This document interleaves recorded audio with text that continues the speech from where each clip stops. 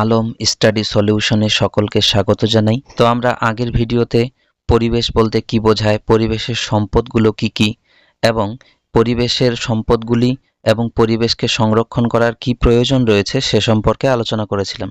তো আজকে আমরা আলোচনা করব হচ্ছে নাইট্রোজেন চক্র সম্পর্কে। তো প্রথমেই আমরা দেখব হচ্ছে নাইট্রোজেন চক্র বলতে কি বোঝায়।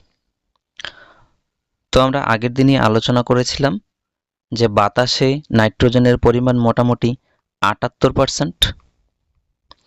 তো এই যে বাতাসে নাইট্রোজেন গ্যাসটা রয়েছে, সেই নাইট্রোজেনটা বায়ুমণ্ডল থেকে প্রাকৃতিক উপায়ে কিংবা জীবাণুর ক্রিয়ার দ্বারা মাটিতে আবদ্ধ হয়। আবার বিভিন্ন উপায়ে সেখান থেকে জীবেদের দেহে প্রবেশ করে, পুনরায় জীবদেহ থেকে মাটিতে ফিরে আসে এবং মাটি থেকে পুনরায় সেই নাইট্রোজেন বাতাসে ফিরে যায়। এই যে চক্রাকার পদ্ধতির মাধ্যমে বাতাস থেকে নাইট্রোজেনটা মাটিতে, মাটি থেকে জীবেদের দেহে এবং জীবেদের দেহ থেকে মাটিতে, আবার মাটি থেকে বাতাসে ফিরে যায়, এই চক্রটাকে আমরা বলি হচ্ছে নাইট্রোজেন চক্র। তো এটা কিভাবে সম্পন্ন হয় সেটা আমরা নিচে আলোচনা করব। তো প্রথমে আমরা দেখে নিব হচ্ছে নাইট্রোজেন সংবন্ধন বলতে কি বোঝায়। এই যে আমরা বললাম যে বাতাসের নাইট্রোজেন বিভিন্ন উপায়ে জীবাণুর ক্রিয়ার দ্বারা কিংবা প্রাকৃতিক উপায়ে মাটিতে আবদ্ধ হয়, সেই যে পদ্ধতি, সেই পদ্ধতিটাকে বলা হয় নাইট্রোজেন সংবন্ধন। অর্থাৎ পরীক্ষায় যদি আমাদেরকে বলা হয় নাইট্রোজেন সংবন্ধন কি, তাহলে আমরা বলবো যে প্রক্রিয়ায় বায়ুর মুক্ত নাইট্রোজেন প্রাকৃতিক উপায়ে কিংবা জীবাণুর ক্রিয়ার দ্বারা মাটিতে আবদ্ধ হয়, সেই প্রক্রিয়াটাকে আমরা বলবো হচ্ছে নাইট্রোজেন সংবন্ধন। তো এখন আমরা দেখে নিব যে কি কি উপায়ে মাটিতে নাইট্রোজেনের সংবন্ধন ঘটে। তো মাটিতে যে নাইট্রোজেনের সংবন্ধন ঘটে তার তিনটি উপায় রয়েছে। তো এক নম্বরে আমরা বলতে পারি হচ্ছে যে মাটিতে নাইট্রোজেনের সংবন্ধনের একটি প্রাকৃতিক উপায় রয়েছে। সেই প্রাকৃতিক উপায়টা কি? আকাশে যখন বজ্রপাত ঘটে, সেই যে বজ্রপাতের সময় সাধারণত বায়ুমণ্ডলের উষ্ণতা প্রায় 3000 ডিগ্রি সেলসিয়াস এ পৌঁছে যায়। তো আমরা এমনিতে জানি কি যে নাইট্রোজেন হচ্ছে অত্যন্ত একটা নিষ্ক্রিয় গ্যাস। তো নাইট্রোজেন রাসায়নিকভাবে অত্যন্ত নিষ্ক্রিয়, সেজন্য সহজে কিন্তু এই গ্যাসটা অন্য কোনো গ্যাসের সঙ্গে বা অন্য কিছুর সঙ্গে বিক্রিয়া করে না। তো যখন বজ্রপাত ঘটে, বজ্রপাতের সময় বায়ুমণ্ডলের উষ্ণতা প্রায় 3000 ডিগ্রি সেলসিয়াসে পৌঁছে যায়। সেই সময় বাতাসে যে নাইট্রোজেন রয়েছে, এই নাইট্রোজেন অক্সিজেনের সঙ্গে বিক্রিয়া করে, অক্সিজেনের সঙ্গে বিক্রিয়া করে নাইট্রিক অক্সাইড প্রস্তুত করে। এবার এই যে নাইট্রিক অক্সাইড, সেই নাইট্রিক অক্সাইড পুনরায় অক্সিজেনের সঙ্গে বিক্রিয়া করে নাইট্রোজেন ডাইঅক্সাইড তৈরি করে। এই নাইট্রোজেন ডাইঅক্সাইড পরবর্তীতে যে বৃষ্টির জল রয়েছে, সেই বৃষ্টির জলের সঙ্গে বিক্রিয়া করে। বৃষ্টির জলের সঙ্গে বিক্রিয়া করে নাইট্রাস অ্যাসিড অর্থাৎ HNO2 এবং তার সঙ্গে নাইট্রিক অ্যাসিড অর্থাৎ HNO3 এটা প্রস্তুত করে। পরবর্তীতে এই যে নাইট্রাস অ্যাসিড এবং নাইট্রিক অ্যাসিড, এগুলো বৃষ্টির জলের সঙ্গে মাটিতে পড়বে, অর্থাৎ অ্যাসিড বৃষ্টিরূপে মাটিতে পতিত হবে এবং বিভিন্ন যে পটাশিয়াম, ক্যালসিয়াম গঠিত যে যৌগগুলো রয়েছে, সেই যৌগগুলোর সঙ্গে বিক্রিয়ায় পটাশিয়াম নাইট্রেট, ক্যালসিয়াম নাইট্রেট এই জাতীয় লবণ উৎপন্ন করবে এবং মাটিতে সেই নাইট্রোজেনটা আবদ্ধ হয়ে যাবে। তাহলে আমরা কি দেখলাম? নাইট্রোজেন সংবন্ধনের এই যে প্রাকৃতিক পদ্ধতি, এই প্রাকৃতিক পদ্ধতিটা কিভাবে ঘটে? আমরা প্রথমে বললাম যে বজ্রপাতের সময় বায়ুমণ্ডলের উষ্ণতা প্রায় 3000 ডিগ্রি সেলসিয়াসে পৌঁছে যায়। সেই উষ্ণতায় এই যে নাইট্রোজেন এবং অক্সিজেন বিক্রিয়া করে প্রথমে নাইট্রিক অক্সাইড প্রস্তুত করে। এবার এই যে নাইট্রিক অক্সাইড আবার বাতাসের অক্সিজেনের সঙ্গে বিক্রিয়া করে নাইট্রোজেন ডাইঅক্সাইড তৈরি করে। পরবর্তীতে নাইট্রোজেন ডাইঅক্সাইড বৃষ্টির জলের সঙ্গে বিক্রিয়া করে নাইট্রাস অ্যাসিড অর্থাৎ HNO2 এবং নাইট্রিক অ্যাসিড অর্থাৎ HNO3 এগুলো উৎপন্ন করে। এরা বৃষ্টির জলের সঙ্গে মাটিতে পতিত হয় এবং মাটিতে পটাশিয়াম এবং ক্যালসিয়াম ঘটিত যে যৌগগুলো রয়েছে, সেই যৌগগুলোর সঙ্গে এই অ্যাসিডগুলো বিক্রিয়া করে এবং সেখান থেকে পটাশিয়াম নাইট্রেট, ক্যালসিয়াম নাইট্রেট রূপে মাটিতে আবদ্ধ হয়। তো এবার আমরা দেখে নিব যে নাইট্রোজেন সংবন্ধনের দ্বিতীয় পদ্ধতি।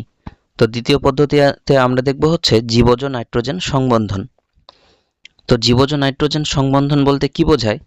যে পদ্ধতিতে বায়ুমণ্ডলের যে নাইট্রোজেন সেটা বিভিন্ন জীবাণুর দ্বারা কিংবা নীলাভ সবুজ শৈবালের দ্বারা মাটিতে আবদ্ধ হয়, সেই পদ্ধতিটাকে আমরা বলবো হচ্ছে জীবজ নাইট্রোজেন সংবন্ধন। তো এটা দুভাবে ঘটতে পারে, যথা এ নম্বরে আমরা বলবো হচ্ছে স্বাধীনজীবী জীবাণুর দ্বারা, যেমন হচ্ছে ক্লোস্ট্রিডিয়াম, অ্যানাবিনা, নস্টক প্রভৃতি নীলাভ সবুজ শৈবালগুলো বাতাসের নাইট্রোজেনটাকে নিজেদের দেহ গঠনে কাজে লাগায় এবং তারা যখন মারা যায় তার দেহের মধ্যে যে আবদ্ধ নাইট্রোজেন সেই নাইট্রোজেন মাটিতে মিশে যায়। এভাবে মাটিতে নাইট্রোজেনের সংবন্ধন ঘটে। জীবজ পদ্ধতিতে নাইট্রোজেন সংবন্ধনের দ্বিতীয় উপায়টি হলো হচ্ছে মিথজীবী জীবের দ্বারা। তো প্রথমে আমরা যদি বুঝি মিথজীবী কাদের বলা হয়, যখন দুটো জীব পরস্পরের উপকার করে বেঁচে থাকে তখন সেটাকে বলা হয় হচ্ছে মিথজীবিতা, আর ওই জীবগুলোকে পরস্পরের মিথজীবী বলা হয়। তো এই যে মিথজীবী জীবের দ্বারা কিভাবে জীবজ পদ্ধতিতে নাইট্রোজেন সংবন্ধন ঘটে সেটা আমরা দেখব কি, যে শিম্বিগোত্রীয় উদ্ভিদের মূলে রাইজোবিয়াম, কি বললাম, রাইজোবিয়াম,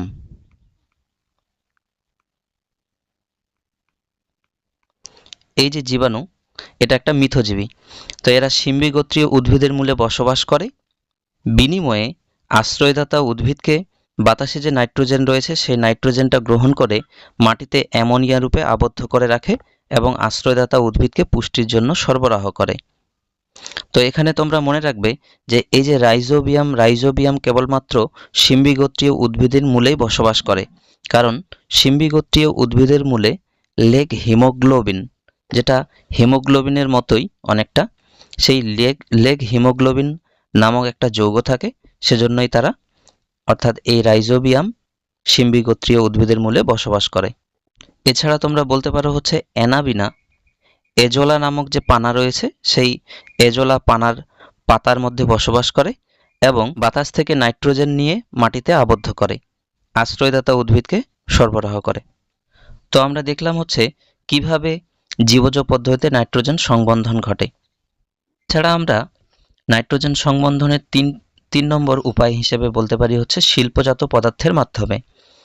তো শিল্পজাত যে পদার্থ যেমন হচ্ছে ইউরিয়া, অ্যামোনিয়াম, ফসফেট, এই জাতীয় যে সারগুলো রয়েছে, তো এই সারগুলো আমরা কৃষিক্ষেত্রে ব্যবহার করি, এর ফলেও কিন্তু মাটিতে নাইট্রোজেনের পরিমাণটা বেড়ে যায়।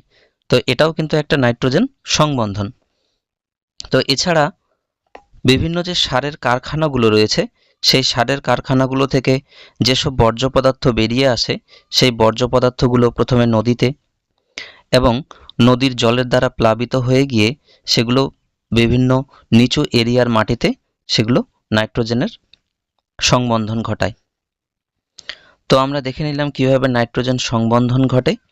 এবার এই যে নাইট্রোজেন চক্র রয়েছে, নাইট্রোজেন চক্রের প্রথম ধাপটা ছিল হচ্ছে নাইট্রোজেন সংবন্ধন। এবার 2 নম্বরে আমরা বলতে পারি হচ্ছে মাটির নাইট্রোজেন জীবদেহে প্রবেশ। তো মাটিতে যে নাইট্রোজেন এবার আবদ্ধ হলো নাইট্রোজেন সংবন্ধন পদ্ধতির মাধ্যমে, তো সেই নাইট্রোজেন কি হবে, উদ্ভিদরা যখন মাটি থেকে জল সংগ্রহ করবে খাবার প্রস্তুতির জন্য, সেই জলের মাধ্যমে উদ্ভিদ দেহে প্রবেশ করবে এবং বিভিন্ন যে প্রাণীরা রয়েছে সেই প্রাণীরা উদ্ভিদকে খেয়েই তো বাঁচে। তো এবার বিভিন্ন প্রাণীরা যখন উদ্ভিদকে খেয়ে নেবে, সেই উদ্ভিদের মধ্যে জমা নাইট্রোজেন সেই প্রাণীর মধ্যে প্রবেশ করবে। তো এভাবে মাটির নাইট্রোজেন জীবদেহে প্রবেশ করে।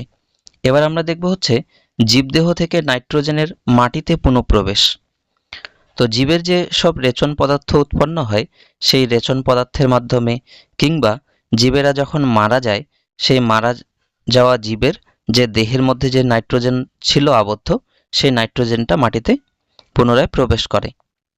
এবার নাইট্রোজেন চক্রের পরবর্তী যে ধাপগুলি অর্থাৎ অ্যামোনিফিকেশন, নাইট্রিফিকেশন এবং ডিনাইট্রিফিকেশন, এই ধাপগুলি অত্যন্ত ইম্পর্ট্যান্ট। পরীক্ষায় অনেক সময় প্রশ্ন দেয় যে নাইট্রোজেন চক্রের 3টি ধাপ সম্পর্কে আলোচনা করো। তো তোমাদেরকে এই যে নাইট্রোজেন চক্রের অ্যামোনিফিকেশন, নাইট্রিফিকেশন এবং ডিনাইট্রিফিকেশন এই 3টি ধাপ সম্পর্কে আলোচনা করাটাই ভালো হবে। তো এবার আমরা দেখে নেব হচ্ছে অ্যামোনিফিকেশন কি। তো জীবের মধ্যে সাধারণত নাইট্রোজেন প্রোটিন রূপে আবদ্ধ থাকে।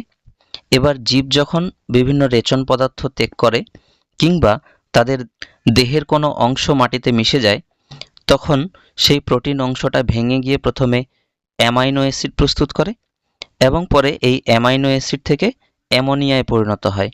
তো এই যে জীবেদের মধ্যেকার দেহস্থ যে প্রোটিন, সেই প্রোটিন ভেঙে প্রথমে অ্যামাইনো অ্যাসিড এবং পরে অ্যামোনিয়ায় পরিণত হওয়া, তো এই পদ্ধতিটাকে আমরা বলি হচ্ছে অ্যামোনিফিকেশন। তো অ্যামোনিয়ার সংকেত হচ্ছে NH3। তো এই অ্যামোনিফিকেশনে যেসব জীবাণুগুলো সাহায্য করে সেই জীবাণুগুলোকে আমরা বলতে পারবো হচ্ছে অ্যামোনিফাইং ব্যাকটেরিয়া।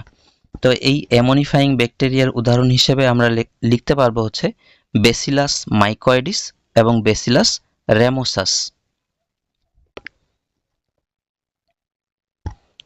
এবার আমরা দেখে নিব হচ্ছে নাইট্রোজেন চক্রের পরবর্তী ধাপ নাইট্রিফিকেশন সম্পর্কে। তো যে পদ্ধতিতে এই যে মাটিতে উপস্থিত অ্যামোনিয়া প্রথমে নাইট্রাইট এবং সেখান থেকে পরে নাইট্রেট এ পরিণত হয়, সেটাকে আমরা বলি হচ্ছে নাইট্রিফিকেশন। এবার নাইট্রিফিকেশনে যেসব জীবাণুগুলো সাহায্য করে, তো সেগুলোকে আমরা বলবো হচ্ছে নাইট্রিফাইং ব্যাকটেরিয়া। আর নাইট্রিফাইং ব্যাকটেরিয়ার উদাহরণ হচ্ছে নাইট্রোসোমোনাস এবং নাইট্রোব্যাক্টর। তো নাইট্রোজেন চক্রের শেষ ধাপটি হলো ডিনাইট্রিফিকেশন। তো ডিনাইট্রিফিকেশন কি?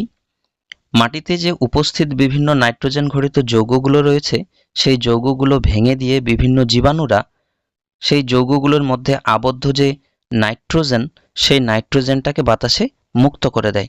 তো এই পদ্ধতিটাকে বলা হয় নাইট্রোজেন মোচন বা ডিনাইট্রিফিকেশন। তো ডিনাইট্রিফিকেশনের সাহায্যকারী যদি ব্যাকটেরিয়ার নাম চাই, তাহলে আমরা লিখতে পারবো হচ্ছে সিউডোমোনাস এবং হচ্ছে থায়োব্যাসিলাস ডিনাইট্রিফিকেন্স।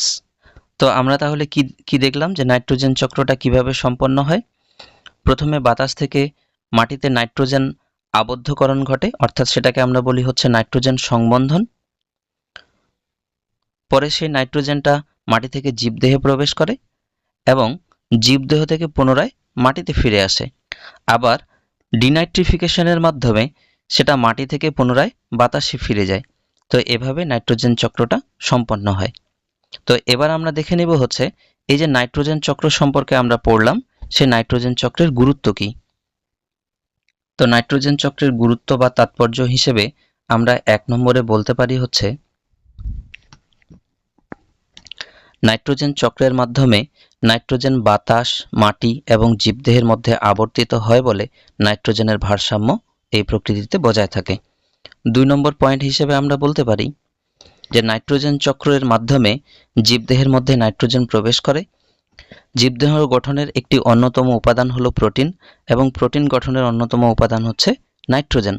অর্থাৎ নাইট্রোজেন চক্রের মাধ্যমে জীবদেহে নাইট্রোজেন পরিবাহিত হয় বলে জীবেদের ভারসাম্য বজায় থাকে। তো এবার আমরা দেখে নিব হচ্ছে মানুষের বিভিন্ন ক্রিয়াকলাপের ফলে নাইট্রোজেন চক্র কিভাবে বিঘ্নিত হচ্ছে এবং তার ফলস্বরূপ কি কি সমস্যা তৈরি হতে পারে। তো মানুষের বিভিন্ন ক্রিয়াকলাপ, বিশেষত অল্প পরিমাণ জমিতে অধিক পরিমাণ ফসল লাভের আশায় মানুষ বিভিন্ন ধরনের নাইট্রোজেন ঘটিত সার জমিতে বারবার করে প্রয়োগ করে। তো এই যে নাইট্রোজেন ঘটিত বিভিন্ন সার মাটিতে প্রয়োগ করছে, এর ফলে মাটিতে নাইট্রোজেনের যে পরিমাণটা রয়েছে সেই পরিমাণটা বেড়ে চলেছে। এর ফলে বাতাসে এমনকি জীবদেহ নাইট্রোজেনের পরিমাণটা বেড়ে চলেছে। তো এর ফলস্বরূপ বিভিন্ন সমস্যা তৈরি হতে পারে। যেমন 1 নম্বরে আমরা বলতে পারি হচ্ছে যে বাতাসে নাইট্রাস অক্সাইড N2O, যেটা একটা শক্তিশালী গ্রিনহাউস গ্যাস, এই গ্যাসের পরিমাণ যথেষ্ট হারে বেড়ে চলেছে এবং এর ফলস্বরূপ বায়ু দূষণের সম্ভাবনাও বাড়ছে এবং বিশ্ব উষ্ণায়ন আরও দিন দিন বেড়েই চলবে। 2 নম্বরে আমরা বলতে পারবো যে হচ্ছে বাতাসে নাইট্রোজেনের পরিমাণ বৃদ্ধি পাচ্ছে বলে অ্যাসিড বৃষ্টির প্রবণতাও বেড়ে যাচ্ছে এবং এই অ্যাসিড বৃষ্টির ফলে মাটি, নদী এবং হ্রদের জল এগুলোর আম্লীকীকরণ ঘটছে। আম্লিক মাটি চাষের পক্ষে অত্যন্ত ক্ষতিকর এবং নদী আর হ্রদের জল আম্লিক হয়ে গেলে নদী এবং হ্রদে যে বসবাসকারী বিভিন্ন জীবজন্তুগুলো তারা কিন্তু মারা পড়বে। তো আমরা এই যে মানুষের ক্রিয়াকলাপ এবং নাইট্রোজেন চক্র, এই যে পয়েন্টটা নিয়ে আলোচনা করলাম, এই পয়েন্টের উপরে বেশ কয়েকবার মাধ্যমিকে প্রশ্ন জিজ্ঞাসা করেছে। মাধ্যমিক 2023, 2024 এমনকি 2025-এও খুব সম্ভবত এই প্রশ্নটা রিপিট হয়েছিল যে মানুষের ক্রিয়াকলাপের ফলে কিভাবে নাইট্রোজেন চক্র বিঘ্নিত হচ্ছে। তো এই টপিক থেকে তোমাদের আরেকটা অত্যন্ত কমন কোশ্চেন হচ্ছে, নাইট্রোজেন চক্রটিকে একটি রেখাচিত্রের সাহায্যে বা সরল শব্দচিত্রের সাহায্যে উপস্থাপন করো। তো ওই প্রশ্নটা অত্যন্ত কমন, তো আমরা ওটাকে একটা আলাদা ভিডিওর মাধ্যমে আলোচনা করব। তো ভিডিওটি ভালো লেগে থাকলে ভিডিওটিতে অবশ্যই লাইক করবে, বন্ধুদের মাঝে ভিডিওটি শেয়ার করে দিবে এবং চ্যানেলটি সাবস্ক্রাইব করে পাশে থাকবে এরকম আরও নিত্য নতুন হেল্পফুল ভিডিও পেতে। তো দেখা হচ্ছে নেক্সট ভিডিওতে। ভালো থাকো, সুস্থ থাকো। Subscribe to my channel and also press this bell icon so you can get latest video notifications. And this is absolutely free.